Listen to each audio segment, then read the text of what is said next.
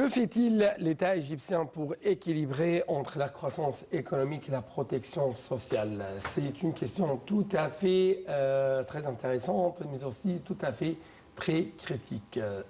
C'est pourquoi, chers téléspectateurs, nous devons bien sûr répondre à cette question à travers les explications de notre invité de marque, docteur Imam Khalil. C'est bien sûr, expert économique, analyste économique, mais aussi c'est un homme qui est spécialisé dans la planification.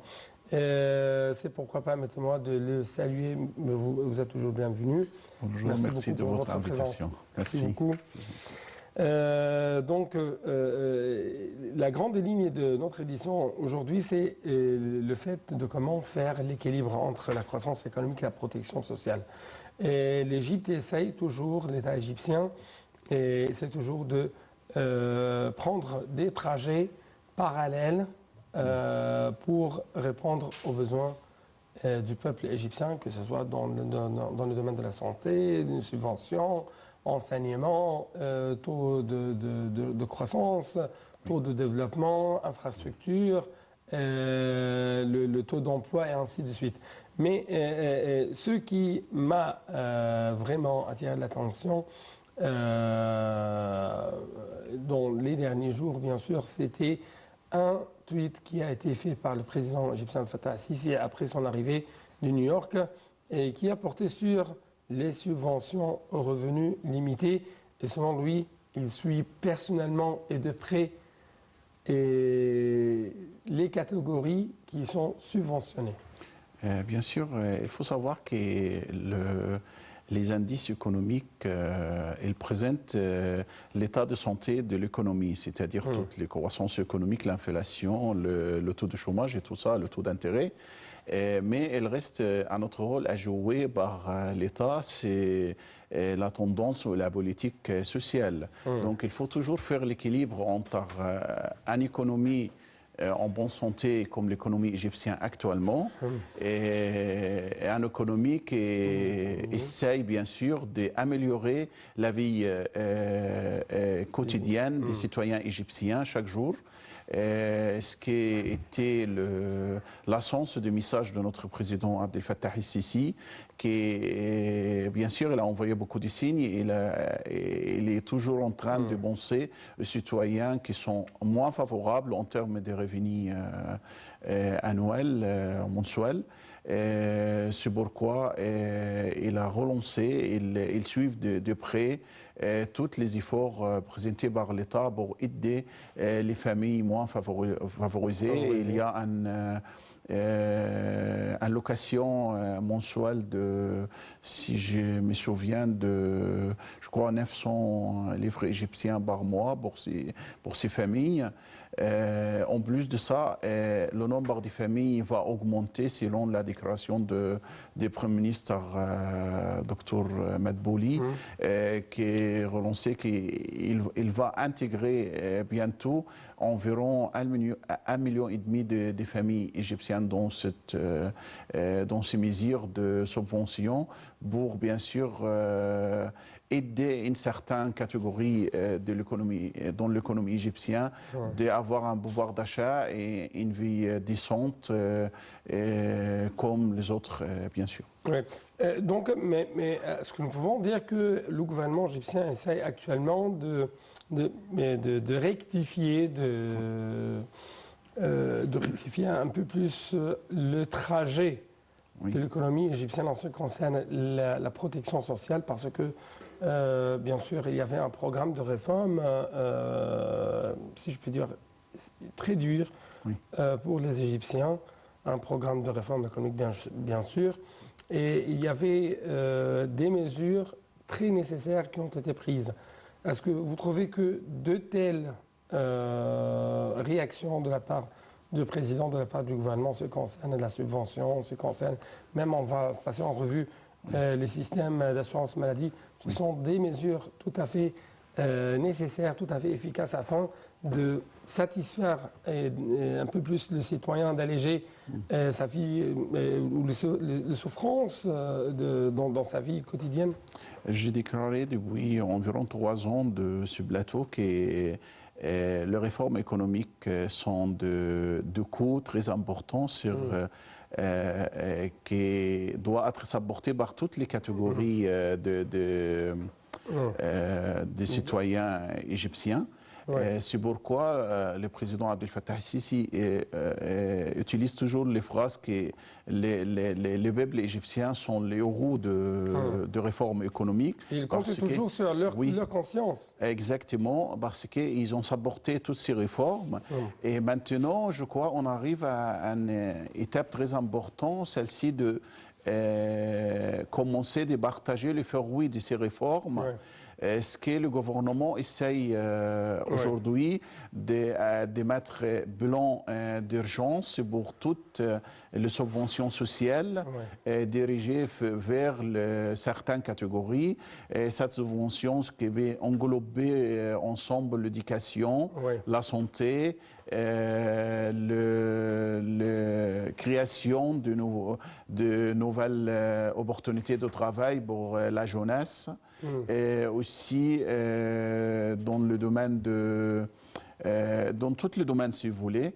Et ça, c'est le message qu'on les voit maintenant très clair de la part de notre président et du gouvernement. Oui, mais encore une fois, ce qui m'a attiré beaucoup l'attention, c'est ces paroles faites par le président, par exemple.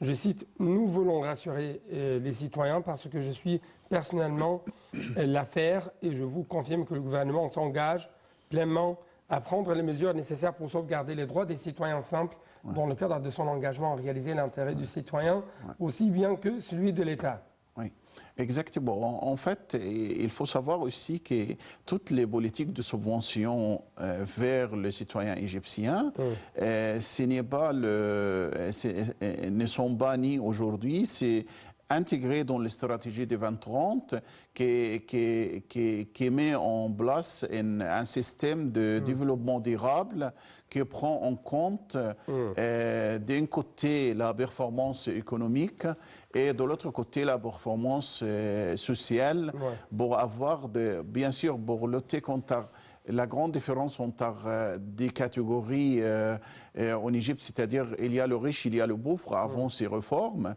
Maintenant, je crois, on a des politiques de refaire de nouveau la catégorie moyenne des citoyens égyptiens qui va être capable de faire de bonnes éducations pour les enfants, d'avoir un bon système de santé, qui avoir minimum de revenus aussi dans le cas de ne pas avoir assez de revenus de travail. Oui. Bien sûr, durant toujours les derniers jours, le président a fait une autre réunion ou même une autre déclaration en ce qui concerne le nouveau système d'assurance maladie. Et bien sûr, le chef de l'État a donné ses directives pour présenter des services de qualité aux citoyens en ce qui concerne les services sanitaires. Donc c'est un autre signe en ce qui concerne la protection sociale. Oui, ce qu'on appelle le développement humain, car l'homme, c'est la base de développement économique, bien sûr.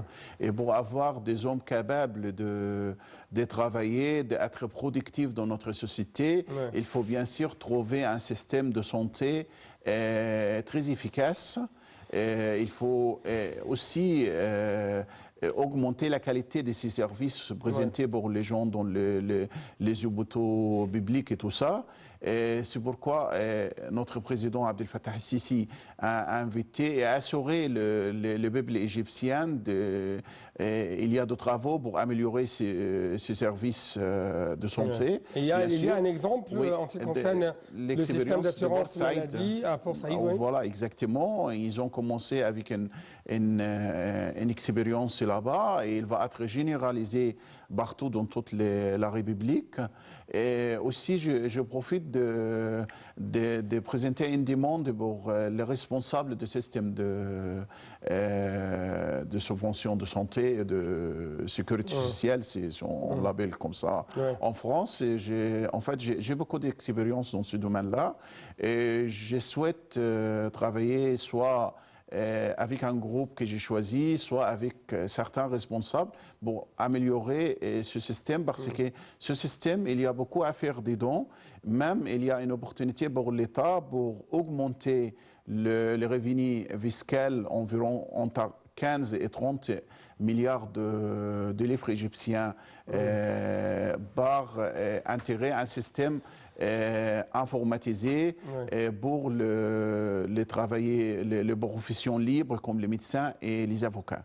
Et je suis prêt de travailler avec le responsable pour améliorer ce système. Je sais bien que sûr. vous êtes un des fils de l'Égypte et qui essaie toujours de présenter les aides à l'État égyptien et aux responsables, bien sûr, et cela, bien sûr, dans l'intérêt du peuple égyptien. Exactement. Je sais. Autre signe très important en ce qui concerne la protection sociale, le gouvernement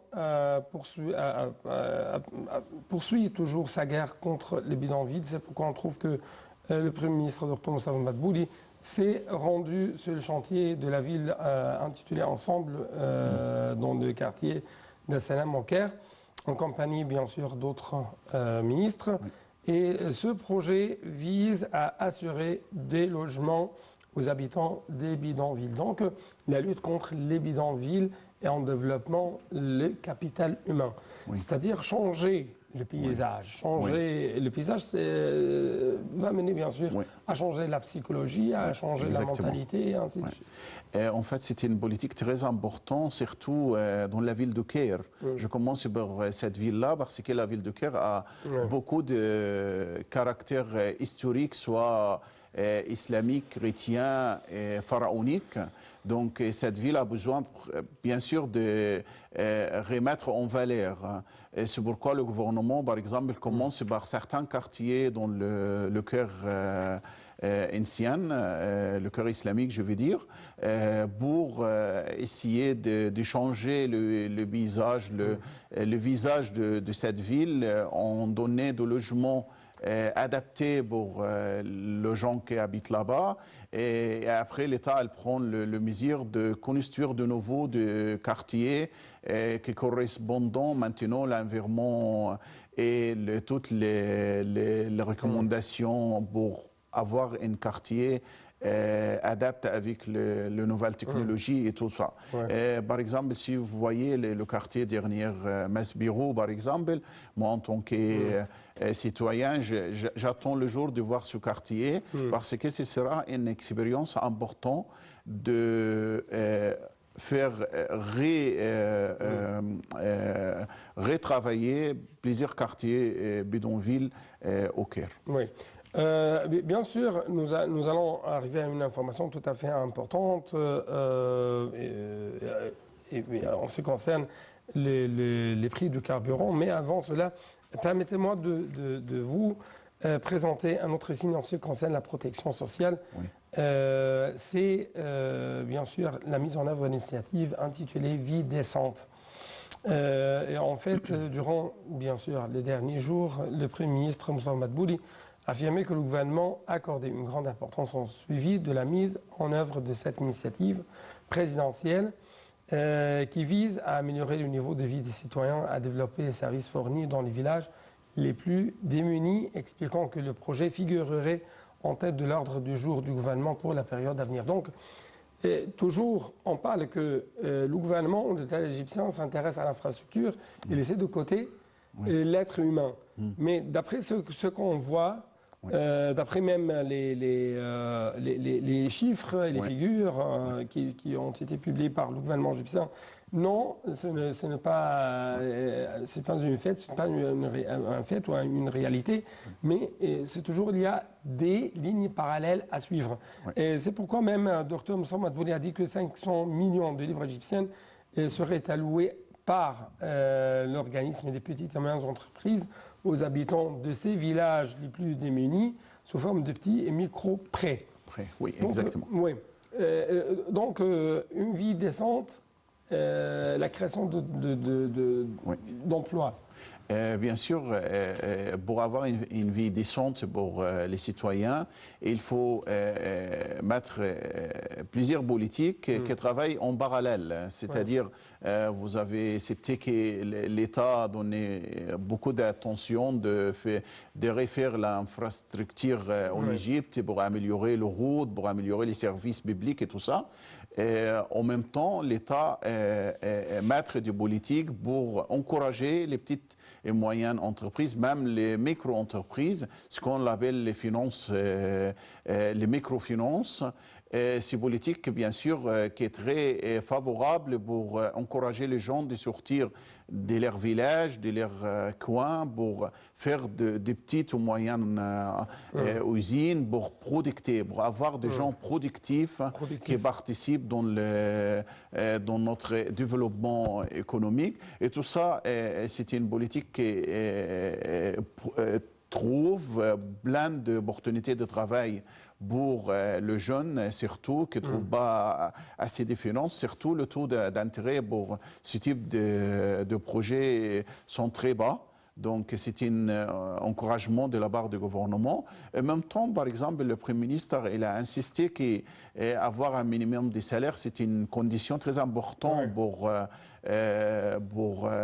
bien sûr garder la vie décente pour le maximum des gens en Égypte. C'est pourquoi il y a certaines institutions qui ne pratiquent pas le salaire minimum, et notre Premier ministre il a invité toutes ces institutions dans leur déclaration à régler, bien sûr. Et ça, bien sûr, ça améliore la vie de plein de familles égyptiennes. Bien sûr, et renforce le pouvoir d'achat, qui renforce aussi la politique de production pour, bien sûr, répondre à cette augmentation de pouvoir d'achat des citoyens égyptiens. Donc, vous trouvez que le fait que le gouvernement essaye de renforcer de plus en plus même le pouvoir d'achat afin de faire quoi?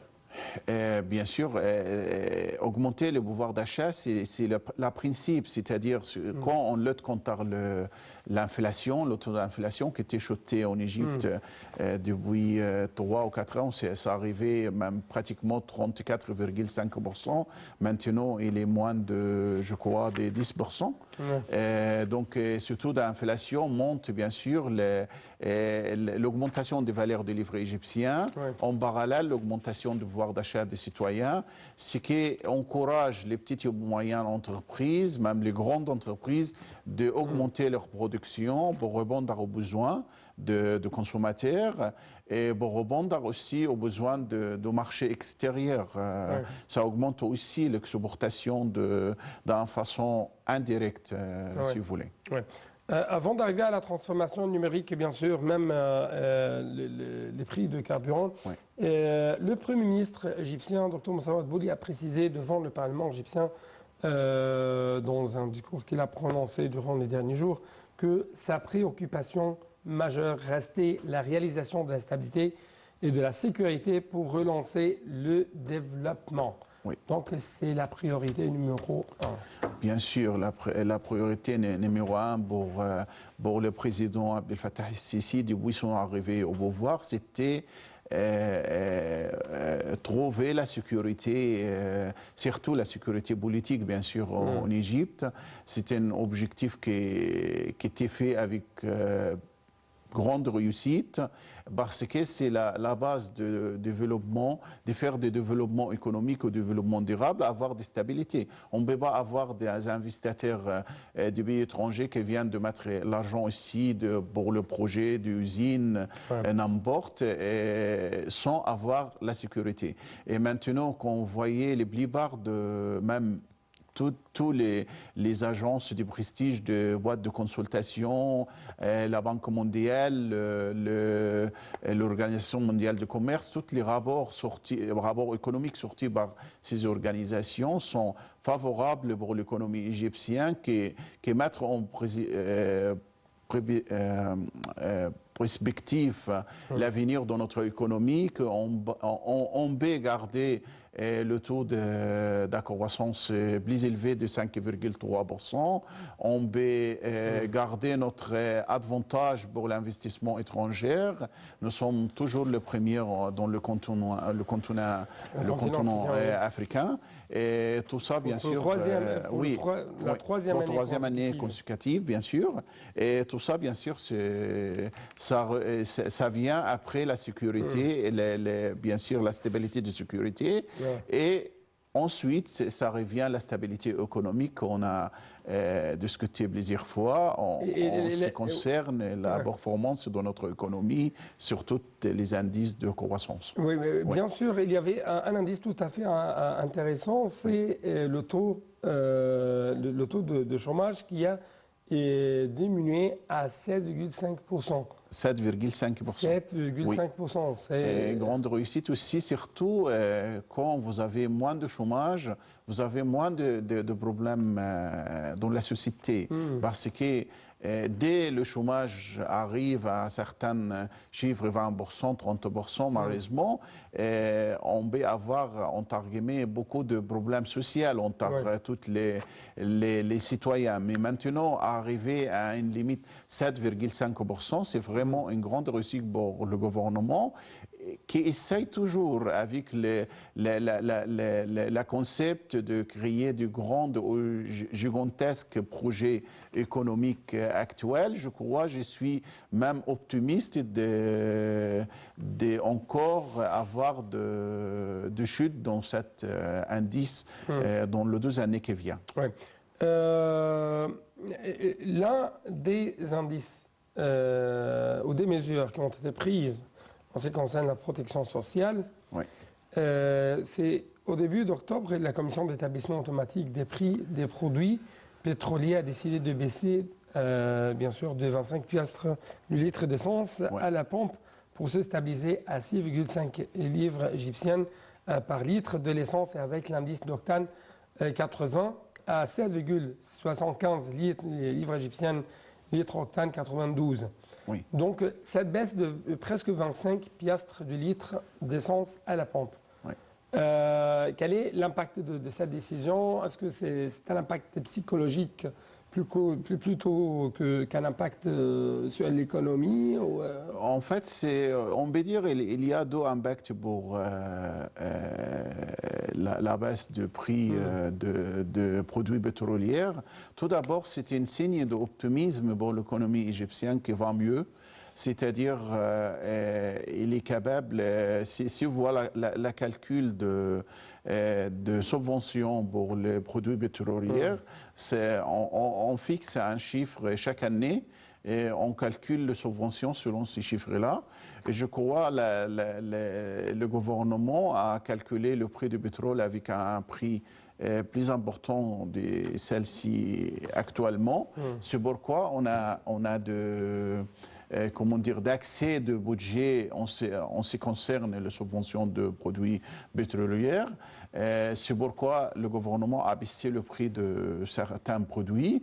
Ça, c'est une chose. Deuxièmement, bien sûr, ça aide aussi surtout les catégories qu'utilisent l'essence ou le gasoil dans leurs voitures, d'économiser aussi et augmenter leurs revenus mensuels en profitant de cette politique.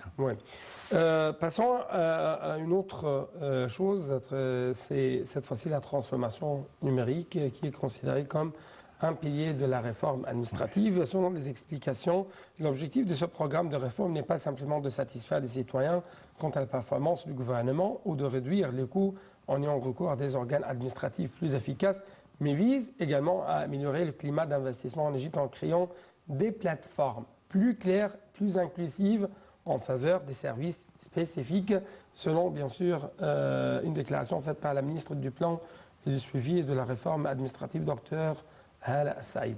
Oui, bien sûr, toutes les mesures d'aller vers la numérisation gouvernementale, on peut dire, c'est des mesures qui participent tout d'abord d'augmenter les indices d'environnement du climat d'investissement en Égypte pour attribuer plus d'investissements étrangers, ça c'est une chose. Deuxièmement, ça améliore l'environnement d'investissement en Égypte parce qu'un investisseur a besoin d'un environnement très clair, très simple à utiliser, ce qu'on va aller voir à bientôt.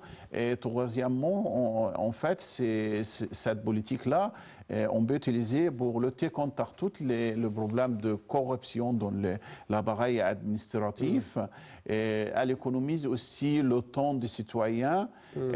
Satisfaire les citoyens. Oui, exactement. Parce qu'il y a toujours des plaintes. Exactement. En plus de ça, c'est une mesure aussi pour augmenter la productivité des employés dans l'appareil administratif du gouvernement, c'est-à-dire on peut finir plein de travail avec ces outils au lieu de travailler manuellement comme avant.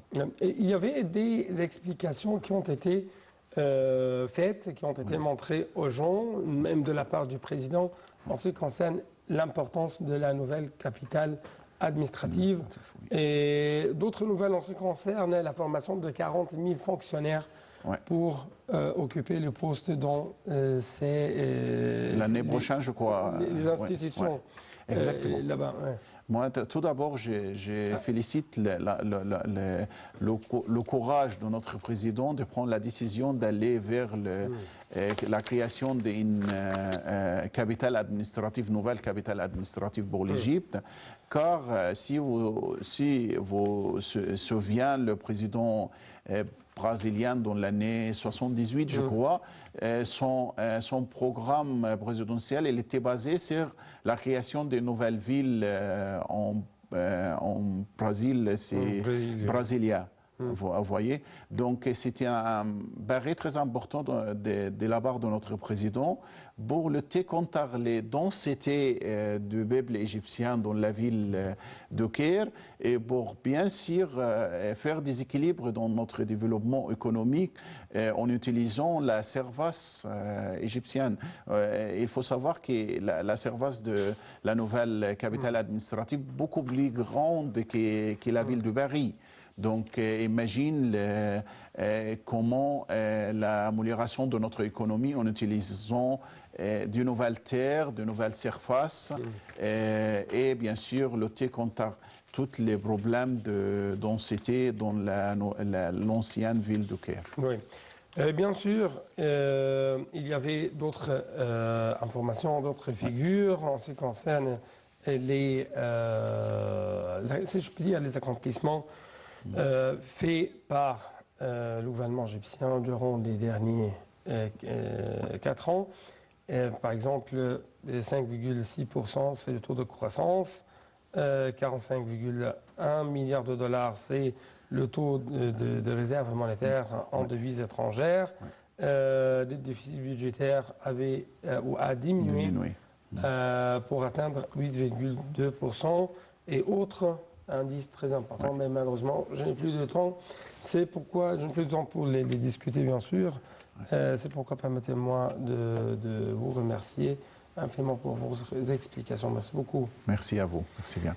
C'est la même chose pour vous, chers téléspectateurs. Ou à vous, chers téléspectateurs, merci beaucoup pour votre fidélité et bon suite dans le programme sur Net International.